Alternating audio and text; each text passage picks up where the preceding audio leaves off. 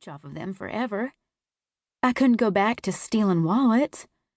I needed a real job. I kept telling myself I'd find one as soon as I found Will, though I'd assumed we'd find Will sooner than this. Now that it looked like it would take a while, I thought I should perhaps try again. I tried formulating plans in my head. In the morning, I would go here or there and ask about work. If I could earn something, I could pay for my own apartment instead of working for them to earn my keep. It seemed important to do that. Corey's heavy breathing became my focus. His slow heartbeat thudded against my face. There was a click from deeper in the apartment. I held my breath, listening. It was pretty late for one of the boys to still be up. I assumed it was Brandon. He'd kept his space for the last 2 weeks. All the boys had, for which I was grateful and also sorry for. I listened as close as I could. But over my breathing and Corey's heartbeat, it became hard to focus, and I started to drift back asleep again. Until a sudden jolt woke me right up. I'd once stuck my fingers into the back of an open stereo while it was still plugged into the wall. The shock of it had left my fingertip blackened for a year. I'd been timid around electrical devices for a long time after. This was 100 times worse.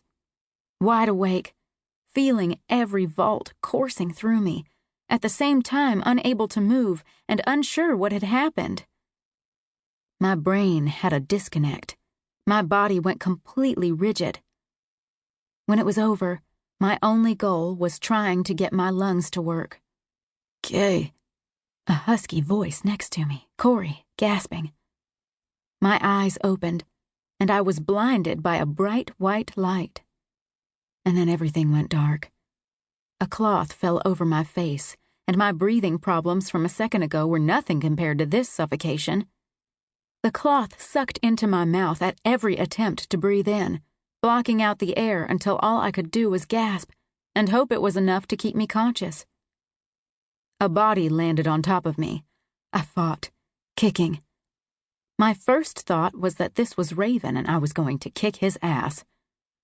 I tried to curse, even though my voice and mouth weren't working after the shock and the lack of air.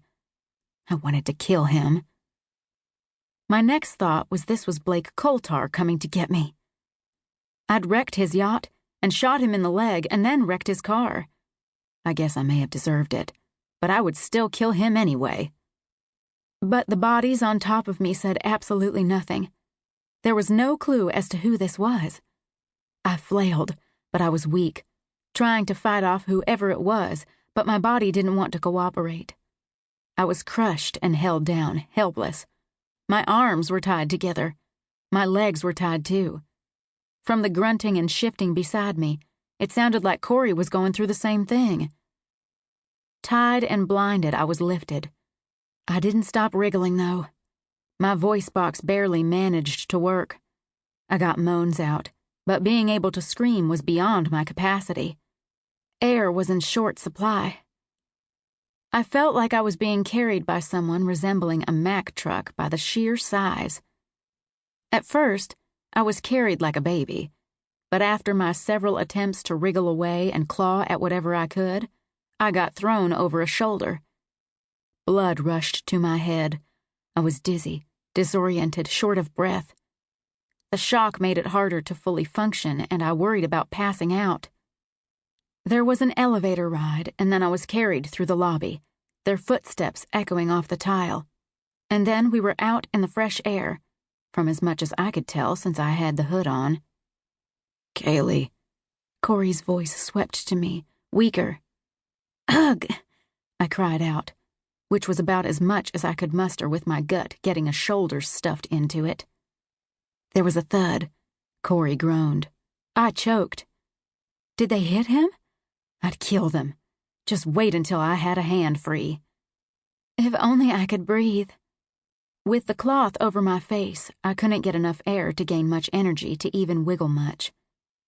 I tried scratching it off, but it was stuck to my neck somehow. In my panic, I couldn't find the way to get it to release.